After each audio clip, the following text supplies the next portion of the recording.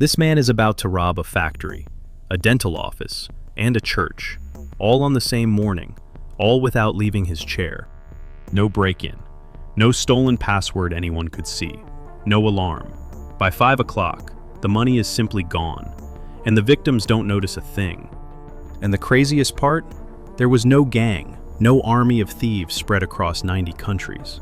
Just one man, one laptop. He was a programmer from a small Russian town, late 30s, glasses, a little overweight, a coffee going cold beside him. The kind of man you'd walk straight past and never remember. And yet he was the most wanted criminal on earth, and the FBI didn't even have his photograph. But this isn't just a story about stolen money.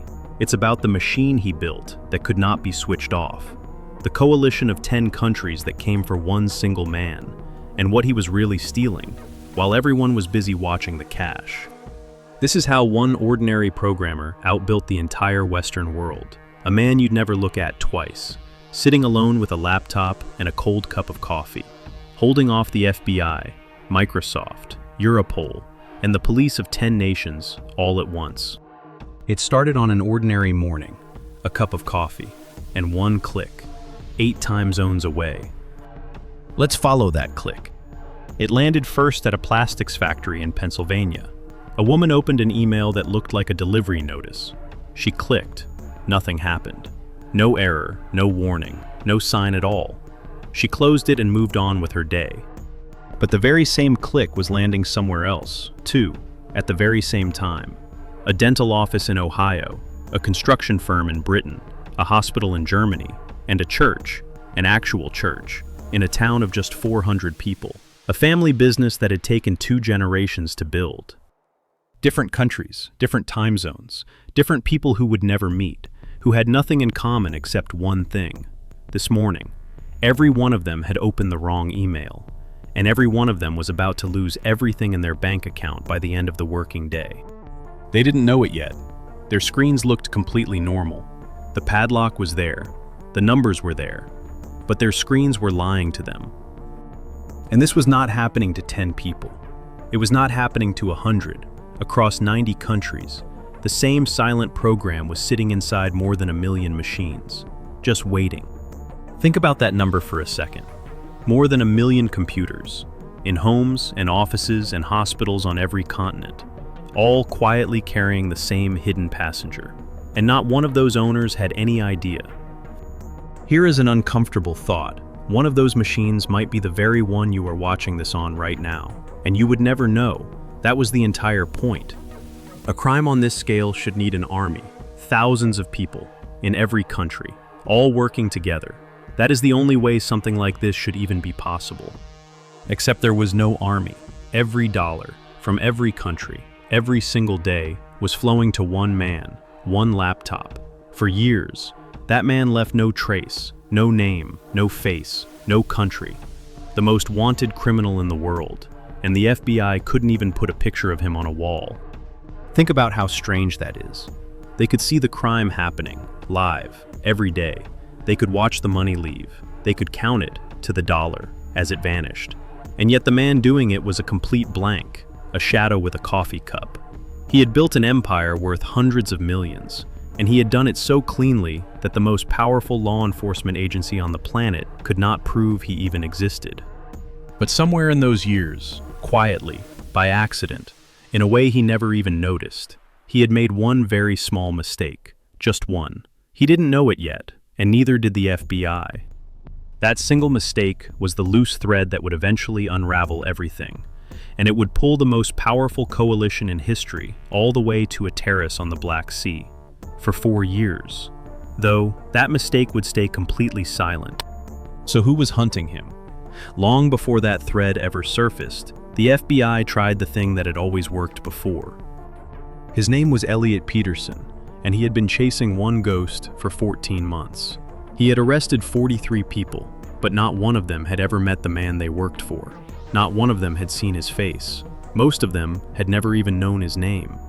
They were money mules, middlemen, people who moved cash and asked no questions, useful to arrest, but useless for finding the truth. Every door Peterson kicked down led to another empty room. We keep arresting the hands. Peterson told a partner. "We never get the head." But on this particular night, Peterson had something different. Not a hand, a thread. One specific server, one specific data center, one specific country.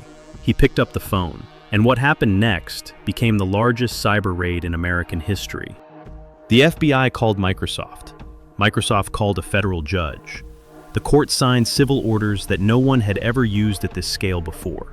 2 cities, 2 data centers, Lombard, Illinois, and Scranton, Pennsylvania.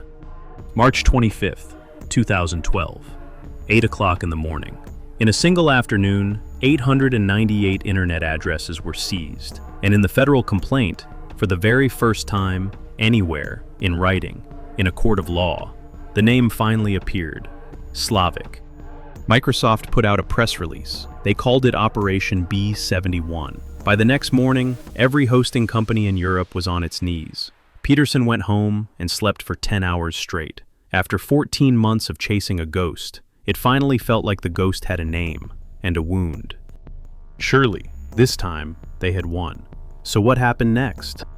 The next morning, a woman in Ohio opened an email that looked like a tax notice from the state. By 5 o'clock that afternoon, her dental practice had lost $212,000.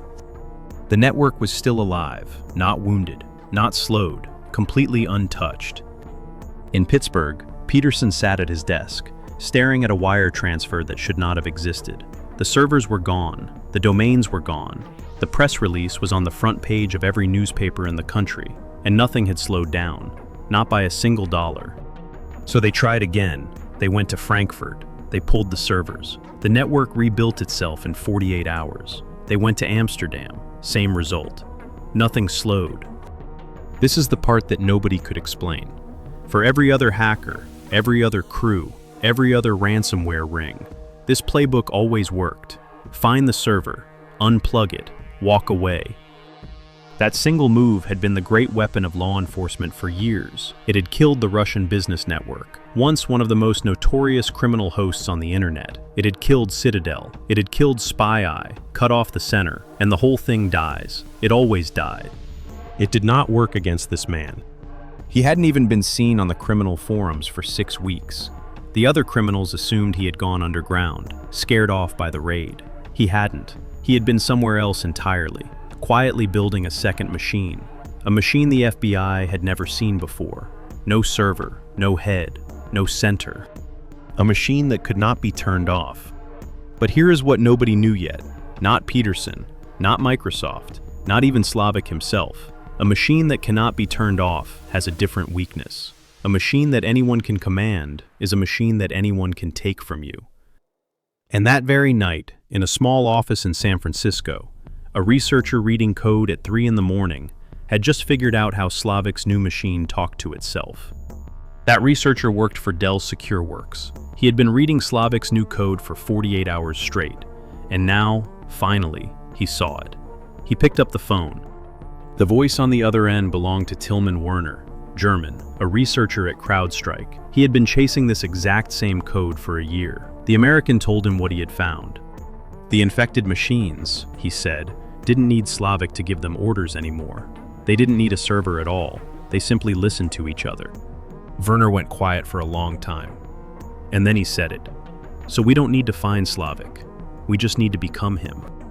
It was a strange and brilliant idea. They couldn't find the man, couldn't see his face, couldn't trace him to a country, but they didn't have to. If the machines only listened to whoever spoke their language, then whoever spoke it best was the master. They would simply out-Slavic Slavic. Here is what they built. A program that could talk to Slavic's machines in their own secret language, and lie. It pretended to be one of them. And then, one bot at a time, it whispered a brand new instruction. Talk to us instead. And it worked. For the first few hours, no one on Slavic's side noticed a thing. The count climbed. Every machine the researchers pulled away was one less machine Slavic controlled. They were stealing his network out from under him, in real time, right in front of his own dashboard, bot by bot. The empire he had spent years building was quietly changing hands, and the king hadn't even woken up yet. For one night, 2 men in 2 different cities were quietly winning. And then Slavik woke up. He saw the sinkhole. He saw the count. He did not raise an alarm. He did not shut anything down. He simply pushed one update to every machine, all at the same time. And within 1 hour, the sinkhole was empty. He had rotated every cryptographic key. He had changed the message format. He had re-signed every command. The bots stopped listening to the researchers, because the researchers were now speaking the wrong language. The two men sat in silence. They were, by any measure, the smartest two people in the room, and they had just been beaten, in real time, by a man they could not even see. Then Werner noticed something. A single line of English text, hard-coded into the new program. A line Slavik did not need to put there. A line addressed to the two of them, by name. He knew our names. This was the moment they finally understood what they were fighting. The network was not just software. It was a living, defended organism, with an administrator on the other side, watching every single person who came to look at it. It could heal itself, it could fight back, and it could recognize an enemy by name. There had never been anything like it before. And it was also the moment everyone finally understood the trick. It is called peer-to-peer. There is no server, because every infected computer is a server. There is no head, because every machine is the head. Kill one, and the rest carry on as if nothing happened. When the FBI raided Lombard and Scranton, they thought they were killing a man by cutting off one of his fingers. The man just kept typing. This was the answer the FBI hadn't had back in March. But there was one more thing the two researchers carried home with them that night. One thing they didn't tell anyone yet. To beat them, Slavik had been forced to log in, live, with his own hands, from wherever in the world he actually was. And every single time he fought back, he left a trace, tiny, almost invisible, but there. The most dangerous hacker in the world had just revealed the one and only thing that could ever kill him. He could not stop touching his own creation. So why didn't they catch him right then? Because for months afterward, that trace stayed invisible. Slavik kept logging in. Every time, he left exactly the trail Peterson was waiting for. But it was still too small, too quiet, too easy to dismiss as background noise. And then the banks changed the rules. Two-factor authentication. Now, every login made a phone vibrate. Every transfer required a code, typed in by a real person that Slavik could never see. The trick that had made him rich, logging in as the customer from the customer's own machine, suddenly wasn't enough. There was a second lock now, and it lived in a pocket he couldn't reach. And for the first time in his entire career, his income dropped. His business club noticed this was a group of 50 of the most experienced cyber criminals in the world, and they started asking questions. The dashboard numbers were wrong. The money mules in Brooklyn were sitting idle. Members started wondering out loud whether the boss was finally losing his edge. For one whole weekend, nobody heard from him at all. What was Slavik doing during those 48 hours? It would turn out to be the most profitable weekend of his entire life. He was writing a completely different piece of software. This one did not steal money. This one locked files, family photos, medical records, police archives, wedding videos, 12 years of tax documents. It reached into a computer, sealed everything a person cared about behind unbreakable encryption, and then it simply waited. And then it asked for $300 in Bitcoin, or the files would die forever. It was a horrifyingly simple idea. He no longer needed to break into a bank account. He no longer needed to dodge two-factor codes or money mules. He just needed to take something you loved and make you pay to get it back. The first paying victim was a small-town police department in Massachusetts. Their entire investigation database was encrypted. They had never even heard of Bitcoin. A police lieutenant told the local paper that the virus was so complicated and so successful that they'd had to go and buy these Bitcoins they had never heard of. So they paid, and the files came back. Slavik's new program now had a name, Crypto Locker, and in just 60 days, it earned him more than $27 million. But the real cost wasn't measured in dollars. A husband in Ohio watched every single photograph of his dead son get locked away behind military-grade encryption. Every memory of his child, sealed inside a file he could no longer open. He paid the $300. The keys worked. The photos came back, and then he threw up. This is the cruel genius of what Slavic built. He ran what you might call an honest extortion. If you paid, you got your files back, every time. If you didn't, they died. No negotiation, no exceptions. The promise was the product. People paid precisely because the monster kept his word.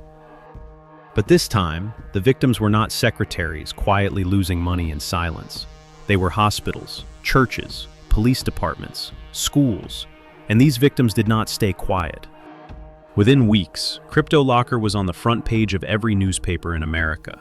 Congress held hearings. The FBI was asked on live television what exactly they were going to do about the man who had just taken 1 million Americans hostage. But what nobody on that television panel knew, and what no FBI agent would admit for another year, was that the most profitable part of Slavic's whole operation had nothing to do with files, or hospitals, or ransom at all. For the first time, an American senator said the word Russia out loud, in connection with this man's name, and nobody at the FBI corrected him. They said they had a plan. The truth is, they had nothing. No name they could prove, no country that would help, no way to reach the man at the center of it all. In a town called Anapa, Slavic watched the news. He did not smile. He did not celebrate. He just logged back into his network. 8, 10, 12 times a day now, pushing updates, fixing bugs, watching the count climb. And every single time he logged in, he left another trace. The trail was no longer too small to find, but by now, the FBI was not the only one watching it. 4,000 miles away, in a building in Delft, in a country with no skin in this fight at all, a Dutch analyst opened a file of traffic logs. He was not looking for Slavic. He was about to find something that had nothing to do with money.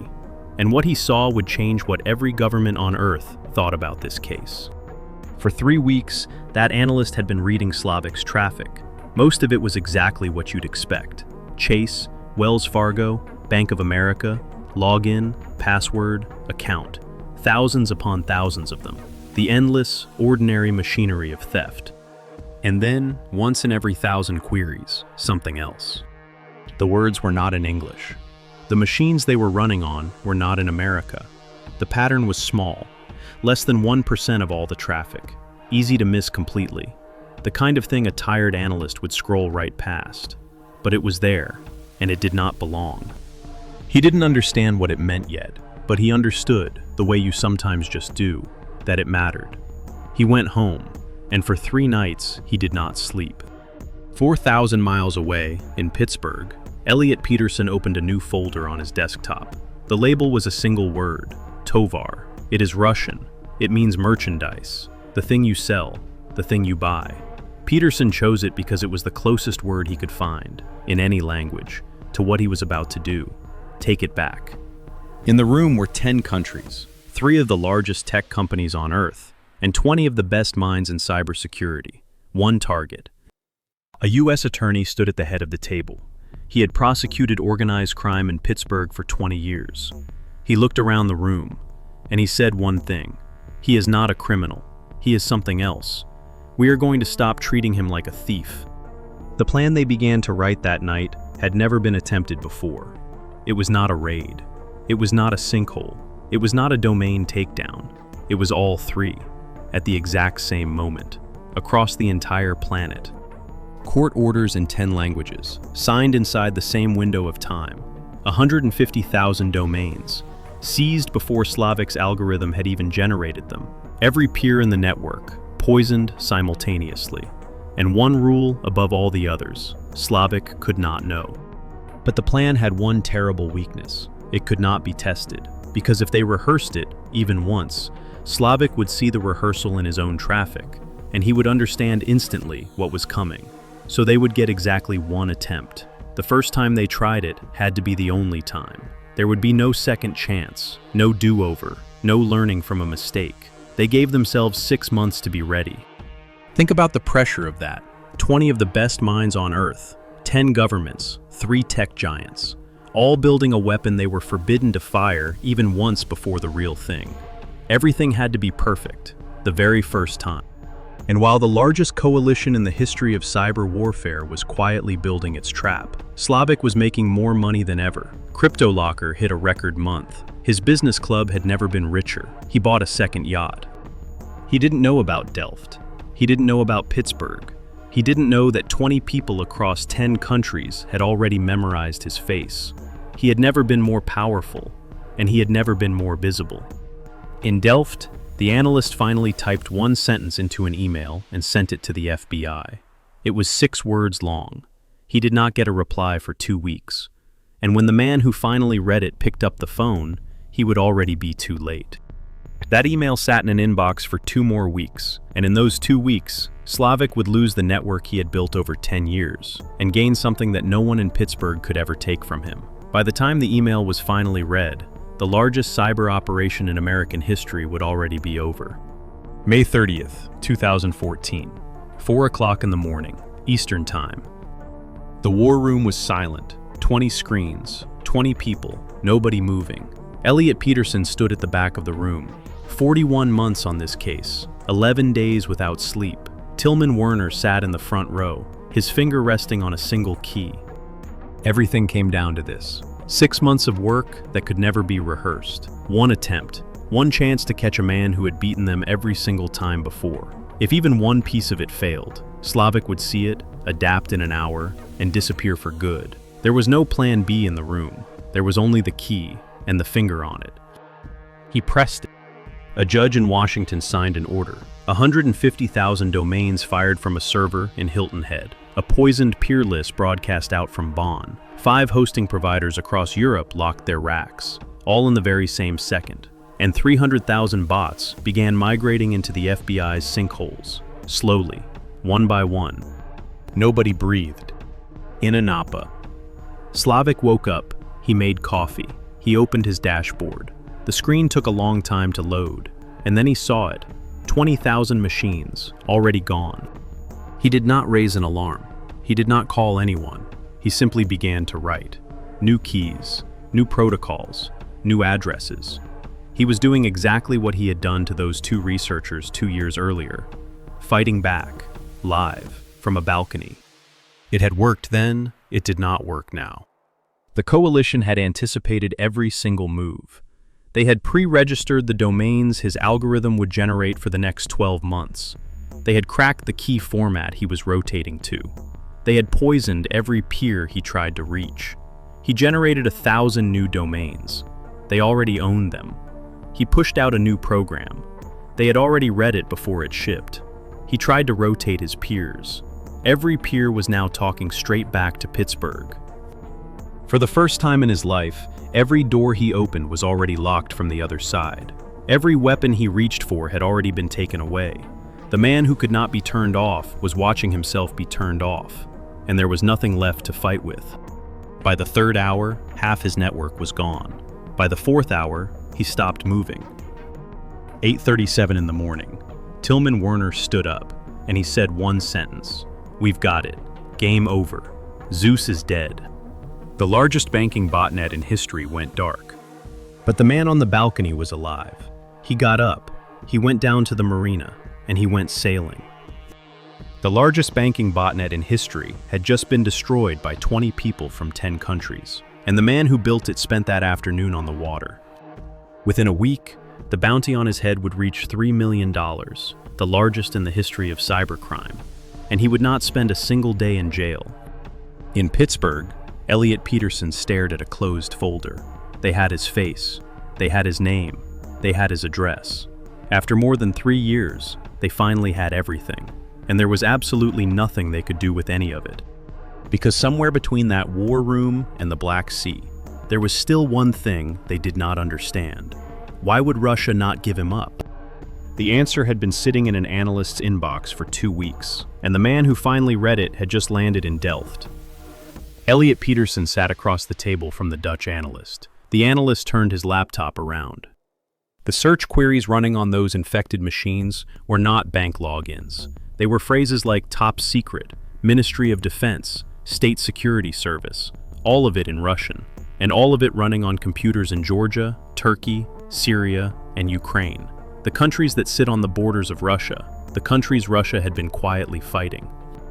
This was the 1% of traffic that had nothing to do with money. While the whole world watched Slavic rob banks, a tiny fraction of his million machines had been quietly searching for military and intelligence secrets, in exactly the places Moscow most wanted to see inside.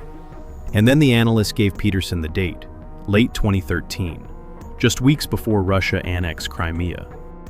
And Peterson finally understood. For 10 years, the FBI had believed they were hunting a thief, but the man they were hunting was something else entirely. Slavic had not been stealing from American hospitals to make himself rich. Or rather, not only that. Underneath the theft, hidden inside the same network, he had been running one of the most successful intelligence collection operations on Earth for the Russian state. That was why Russia would never extradite him. That was why he was sitting on a yacht, while Peterson flew home with a closed folder. He had never been a criminal that Moscow merely tolerated. He was an asset that Moscow had purchased. The bank theft wasn't even the real crime. It was the cover story. And right now, as you watch this, the network he built is still running. And that brings us to the end of our story. If you liked it, don't forget to like and subscribe and activate the bell button so you can receive new videos.